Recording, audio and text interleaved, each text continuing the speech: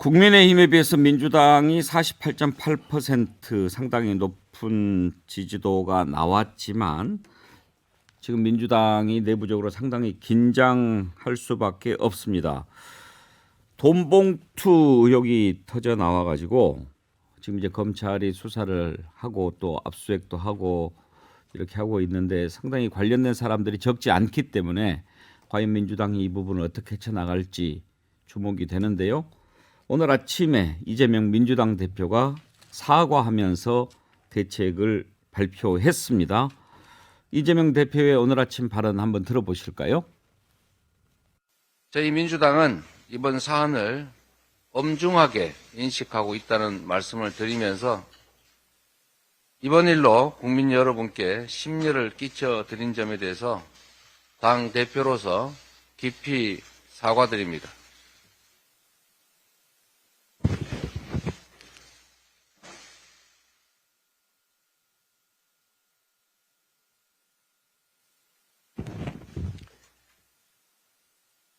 당은 정확한 사실규명과 빠른 사태 수습을 위해서 노력하겠습니다. 이를 위해서 송영길 전 대표의 조기 귀국을 요청했다는 말씀도 드립니다.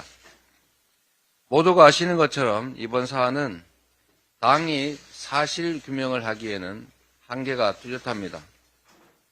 그래서 수사기관에 정치적 고려가 배제된 신속하고 공정한 수사를 요청합니다. 저희 민주당은 확인된 사실관계에 따라서 그에 상응하는 책임과 조치를 다할 것이고 이번 사안을 심기 일전의 계기로 삼아서 근본적인 재발 방지 대책도 확실하게 마련하겠습니다. 민주공화정을 무한 책임져야 할 대한민국의 공당으로서 국민 여러분께 실망과 심려를 끼쳐 드린 점에 대해서 다시 한번 사과 말씀을 드립니다. 예, 이재명 대표의 사과 그리고 송영길 전 대표 조기 귀국 요청했다. 검찰에 신속하고 공정한 수사를 요청한다. 그리고 상응하는 책임과 조치를 다하겠다. 이렇게 밝혔습니다. 맨 처음에 검찰이 수사에 나섰을 때 민주당 내에서 일부 나왔던 반응은 국면 전환용 아니냐 그런 얘기가 있었고 송영길 대표도 그런 얘기를 했는데 오늘 이재명 대표 발언 중에는 그런 내용은 없습니다. 정의남 교수, 이 입장 표명을 어떻게 받아들여야 될까요? 저는 그동안 침묵 기조를 유지하던 이재명 대표가 좀 늦었지만 오늘에서라도 공식적인 어떤 사과, 공개 사과를 하고 송영길 대표의 조기 귀국을 요청한 사실을 확인시켜 준 것은 그나마 다행이다. 뭔가 돈봉투 사건과 관련돼서 심각성을 뒤늦게나마 깨닫고 당의 명운을 걸고라도 진상규명을 해야겠다라고 하는 인식에 도달한 것 아닌가라는 측면에서 그런 인식을 했다는 측면에서 저는 좀 평가하고 싶다. 기존에 이재명 대표 수사와 기소는 사실 윤석열 정부에 의한 어떤 정치적 탄압이다라고 나름대로 명분을 내세울 수가 있었습니다. 그럼에도 이번 전대 돈봉투 의혹 사건은 이게 사실로 밝혀질 경우에는 당의 도덕성 자체를 그냥 뒤흔들 만한 아주 폭발력을 지녔기 때문에 여기에 대해서 기민하게 저는 이재명 대표가 대응한 것으로 평가하고 싶다.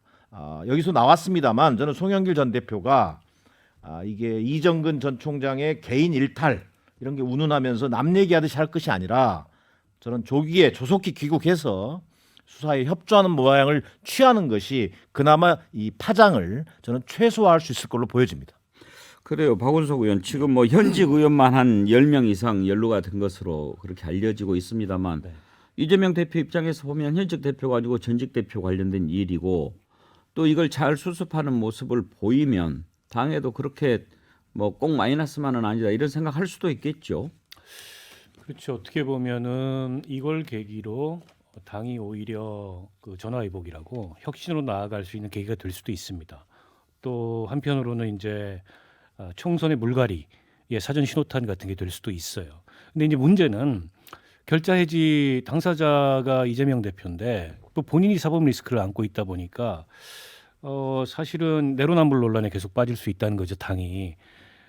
이재명 대표는 이미 기소가 됐는데도 어쨌든 대표직을 유지하고 있고 이건 이제 야당 단합이다. 이렇게 당이 혼연일체가 돼서 대응을 하는데 여기 지금 이정근 게이트에 이른바 연루된 사람들은 뭐 아직 기소가 되거나 이런 건 아니고 압수수색 단계, 소환 수사 단계인데 이 단계부터 어떤 조치를 취한다라고 한다면 이제 형평성 논란을 부를 거고요. 이제 저는 그럼에도 불구하고 해야 된다. 그게 이재명 대표 입장을 곤혹스럽게 하겠지만 어쨌든 지금 대표이기 때문에 단호하게 처리하지 않으면 결국 여기서 민주당이 자칫 자멸하는 그런 결과를 낳을 수도 있다고 보고 2012년에 그 2008년 있었던 그 당시 한나라당 전당대회 돈봉투 사건이 불거져서 박기태 의장이 징역 8개월에 집행유예 2년을 받았는데 결국에는 당명을 바꿨습니다. 네. 새누리당으로. 그리고서야 2012년 총선을 박근혜 대표 체제로 치를 수가 있었어요. 그런 점에 비추어 봤을 때 민주당이 지금 위기감을 안 가질 수 없고요.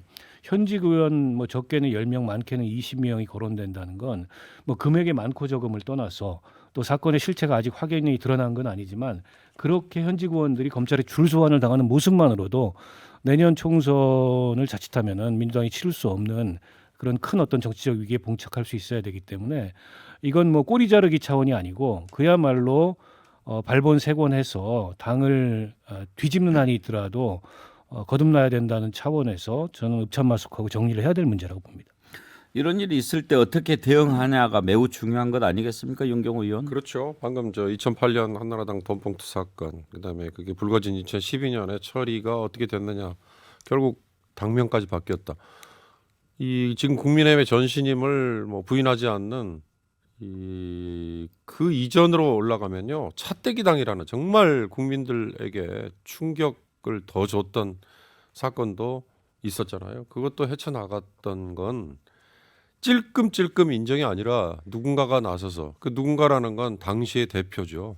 결국 제가 다 책임지겠습니다라고 하는 큰 교통정리, 이게 아니면 불가능했거든요. 그러니까 지금 누차 뭐 이재명 대표 얘기했고, 전직 대표니까 송영길 대표하고 이재명 대표가 한 배를 타서 완전히 뭐 같이 침몰할 것이다, 이런 식의 매도, 지금 그런 단계가, 그럴 걱정을 할 게 아니라 이런 돈봉투 사건이 아무리 경선 과정에 쓰인 비용을 보전해 주는 거였다 뭐였다 해명 설명을 해본들 그게 먹히겠습니까?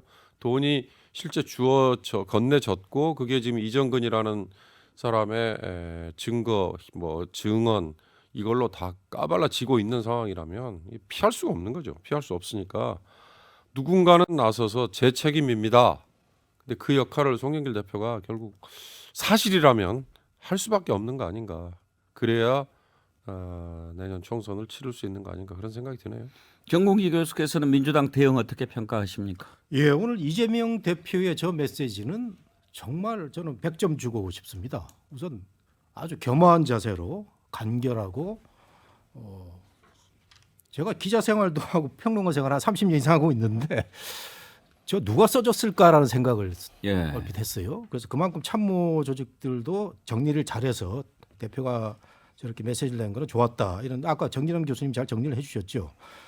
저는 이런 생각을 해봅니다. 이번에 9천만 원이 이제 각 캠프 쪽에 뿌려졌는데 사실 민주당 쪽 입장에서는 이거 아마 실무자들 뭐 이제 점심값 정도로 이렇게 뿌려진 것 같은데 이렇게 뭐 억울해할 수도 있고 뭐 이정근이 뭐 지금 거래를 했다 이런 또 보도도 있지 않습니까? 플리바게닝 해가지고 검찰이 다 불고 뭐 녹취 까고 뭐 이런 과정에서 억울할 수도 있다고 생각이 되는데 그래도 이 정치판에서 선거판에서 이 문화가 없어진 지가 지금 10몇 년이 되거든요. 저도 대학에 있으면서 그 지금의 여권 쪽 그 어떤 캠프에 정책 자문을 많이 하러 갑니다. 가면 정말 밥 한 끼를 그 사주는 사람이 없어요. 그러니까 공식 캠프에서 뭐 밥을 먹고 가라든가 뭐 이런 게 없습니다. 그만큼 맑아졌다는 얘기죠. 그런데 민주당 쪽에서 이 얘기가 나왔다라는 것은 민주당도 여러 가지 역대 정부 정권을 거치면서 나름 무사 안일에 빠지고 일부 타락된 게 아닌가 생각이 듭니다. 그래서 이 강남 지역의 원외위원장을 뭐 한 10년째 가까이 하고 있는 이런 사람이 그 정말 터뜨린 이런 사건인 것 같은데 정말 이 대표 얘기대로 검찰의 정확한 수사대로 이제 그걸 나와야 될 것 같고요. 저는 민주당이 제가 바라는 게 있는데 수도권의 민주당 의원들 보면요 전부 4선 5선입니다.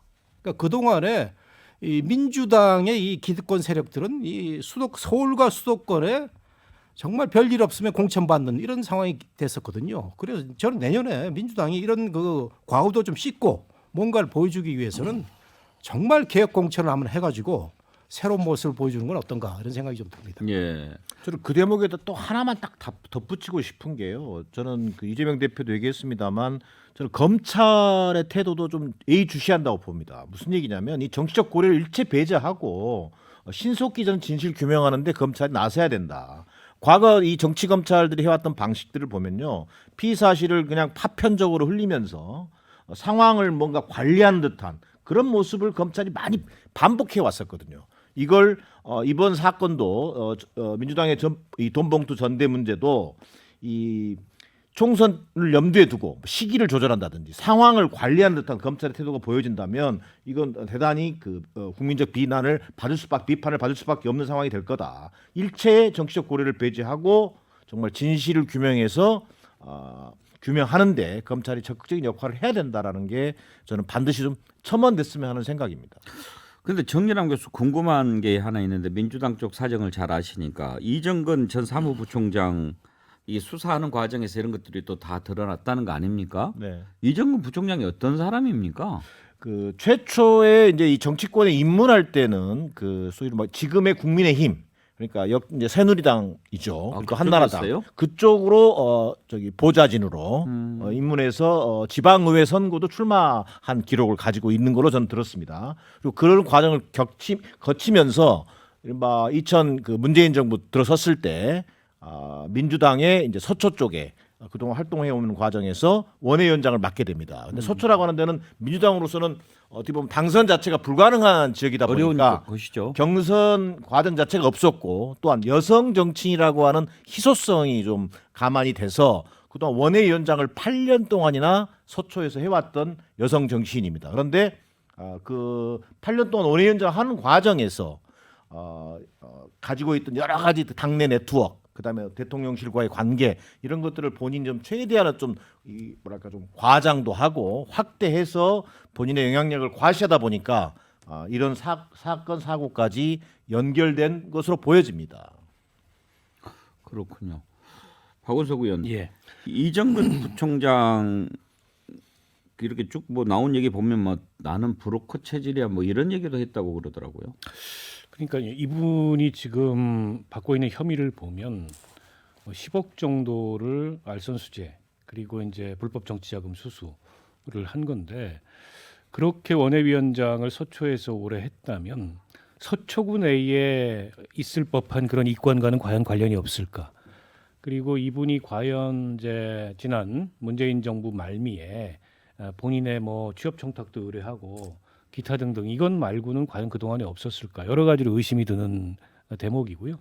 전형적인 브로커의 모습이죠. 당선은 안 되는데 본인이 갖고 있는 네트워크 인맥 동원해 가지고 이런저런 이권에 개입하고 급기야는 청와대를 상대로까지 로비를 하고 또 그 이권을 연결시키고 했던 측면에서 근데 이제 검찰이 이례적으로 구형을 3년밖에 안 내렸어요. 예. 알선수재액이 10억이나 되는데 근데 법원에서는 오히려 이제 그 검찰의 구형이 좀 부당하다고 보고 그보다 높은 형을 내린 거 아니겠습니까? 예. 4년 6개월. 그걸로 미루어 봤을 때 검찰과 모종의 거래가 있지 않았나라는 짐작을 할 수 있을 것 같아요. 그래서 이정근 씨가 법정에서는 본인의 혐의를 다 부인했습니다만 지금 앞뒤 정황으로 보면 녹취록만 가지고 현직 의원들을 특정해서 압수수색하거나 검찰이 앞으로 소환하거나 이게 쉽지 않거든요. 그거는 결국에 그 사건을 잘 아는 당사자의 진술이 거기에 더해지지 않으면 그렇게까지 검찰 수사가 나가기 어려운데 이정근 씨가 상당 부분 수사에 협조하고 있다고 보는 게 제가 보기에는 대체적으로 맞는 관측이 아닐까 싶습니다. 검찰이 구형한 것보다 법원이 선고를 더 세게 때리는 건 참 많지는 않은 경우예요. 그래 이례적인 거죠. 우리는 지금 법에서 금지하고 있는 아까 정권 교수님 표현 중에 들어있습니다만 플리바게닝이라고 그러잖아요. 검찰의 수사에 협조를 하는 대신 검찰이 사실은 구형부터 그리고 심지어 법원에서 또 적당한 뭐 집행유예죠. 뭐 그런 것들을 형을 내려주도록 해주는 건데 공공연한 어떻게 보면은 이중 플레이인데 저는 이 지금 이 사건의 쭉 전개 흐름을 보면요. 처음에 농래 의원도 이정근 때문에 수레였잖아요. 그리고 또, 노영민 전 대통령 비서실장 또 지금 군포죠. 아마 이하경 의원 이렇게 쭉 흐름이 이어지고 있지 않습니까? 이들에 대해서는 논란의 여지가 많은 걸로 돼 있는데 지금은 송영길, 윤관석, 이성민 뭐 이렇게 가는 걸로 보면 이 검찰이 아까 정기남 교수는 상황 관리라고 딱 표현을 하셨는데 저는 이미 그걸 하고 있는 거 아닌가 그런 의심을 처음에는 했어요. 그럼 왜 그러면 지금 시점에 이게 터져 나왔느냐? 그랬더니 이 여권 쪽 뭐 관계자는 그렇게 얘기하더만요. 그러니까 처음에는 파일만 나왔던 게 그 파일에서 나오는 이름들과 이렇게 서로 매칭이 될 수 있는 증거들이 지금 하나씩 둘씩 나오니까 검찰이 이렇게 자신 있게 터뜨린 거다 이렇게 말을 하는 거 보면 전 뭐 다른 소용 없을 것 같아요. 돈을 준 사람, 그다음에 받은 사람 이렇게 적시가 되잖아요. 그러면 그걸로 인해서 누가 이득을 보느냐? 결국 송영길 대표라고밖에 얘기가 안 되니까 그 송영길 대표를 위해서 기획을 했던 걸로 지금 오해를 받는 사람 윤관석 의원, 뭐 나중에 사무부총장, 사무총장 뭐 이렇게 됐다면서요. 그러면 이 둘이 사실 있는 그대로를 얘기하는데 딱 원칙은 하나 있습니다. 찔끔찔끔 인정하면 죽습니다. 당도 죽고 자기들도 죽죠. 처음부터 끝까지 전체 그림을 다 내놓는 게 그게 살 길이 아닐까 싶습니다. 총선을 앞두고 이제 정당에서 뭐 이런저런 일들이 있습니다만 지금 민주당은 돈 봉투 때문에 아주 상당히 큰 뭐 변화가 있을 것으로 예상이 되고 국민의힘은 또 이 정광훈 씨 때문에 지금 또 계속 안에서 이런저런 얘기들이 많이 나옵니다. 뭐 방금 전에 정광훈 씨가 뭐 기자회견을 또 한다고 그러는데 어떤 내용이 나왔는지는 잘 모르겠습니다만 그 기자회견을 두고도 또 뭐 이런저런 얘기가 나옵니다. 근데 정국기 교수, 예. 지금 총선 앞두고 벌어지고 있는 여야 내부의 모습들이 국민들 보기에 참 불쾌한 것들이 많지 않습니까? 그러니까 결국은 지금 무당층 지지하는 정당이 없다가 거의 30% 정도 되는데 이런 식으로 가면 더 커질 것 같기도 해요. 예.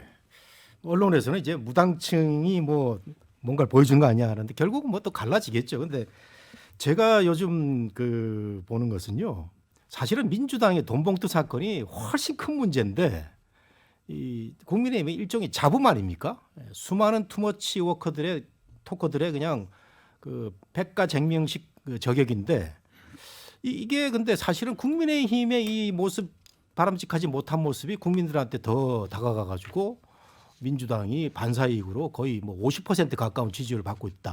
이런 게 참 우리 정치를 바라보는 국민들은 정서적으로 많이 보는구나 이런 생각을 합니다. 사실은 돈봉투 사건은 이거는 굉장히 엄중한 이런 그 부패 비리 사건이어서 민주당이 엄청난 타격을 받아야 되는데 오늘 나온 여론조사 보면 아까 앵커 말씀하신 대로 거의 48몇 %라고 하는데 이게 저는 참 이해가 안 가는 부분이기도 하고 그만큼 국민의힘이 지리멸렬하고 지저분한 모습을 많이 보인다.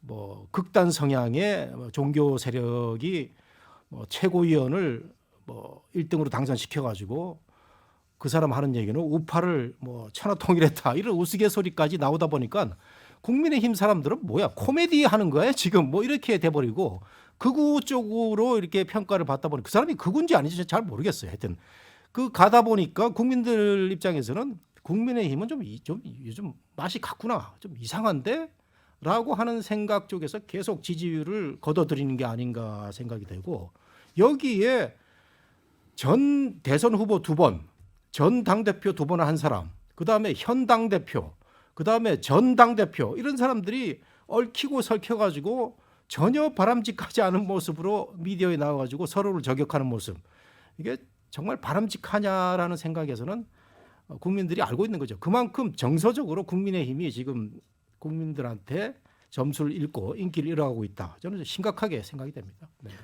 리얼미터 조사를 보면 어떤 조사는 이제 지지하는 정당이 없다가 30% 가까이 나오기도 하지만 리얼미터 조사는 항상 10% 내외입니다. 이번에도 48.8, 33.9 민주당 국민의힘이 이렇게 나왔는데 지지하는 정당이 없다가 12.2인데요.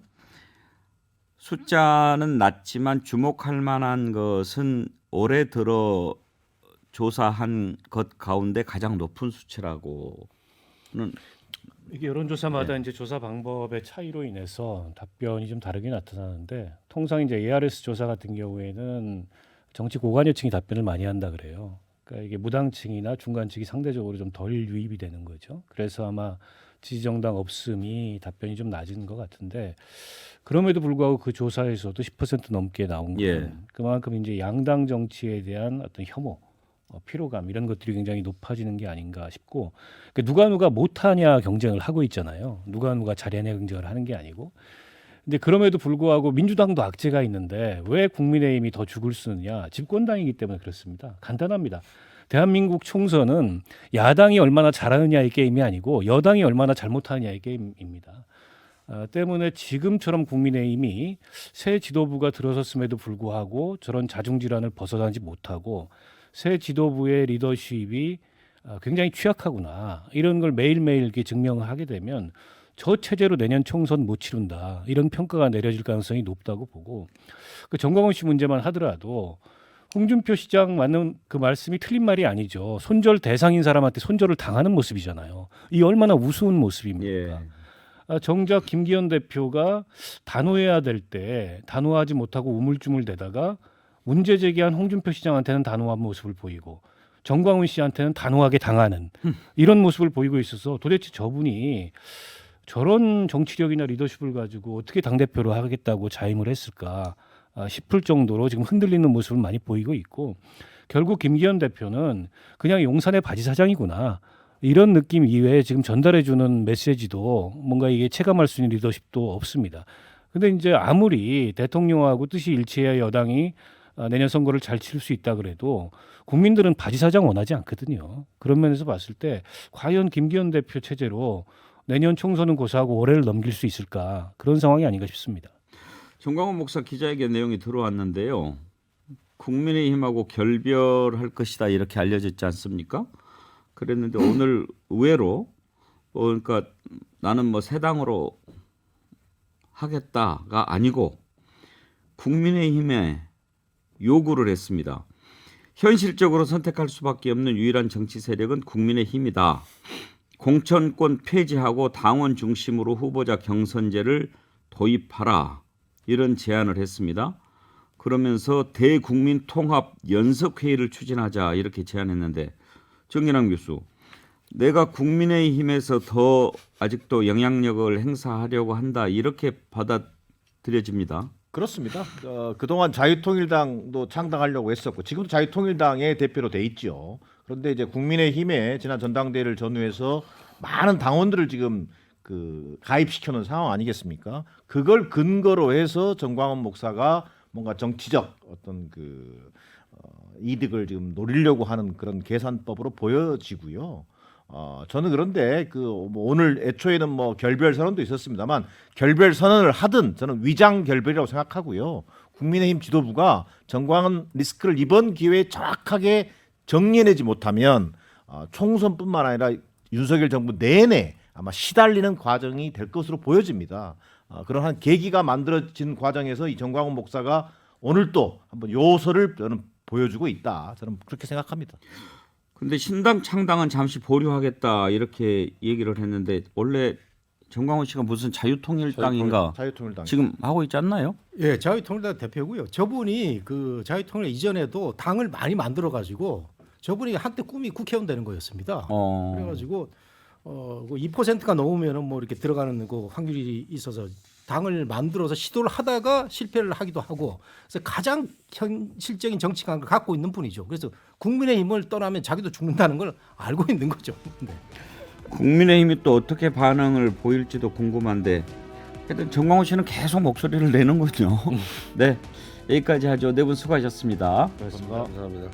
함께해 주신 여러분 감사합니다. 백운계 시사일번지 내일 오전 11시에 다시 찾아뵙겠습니다.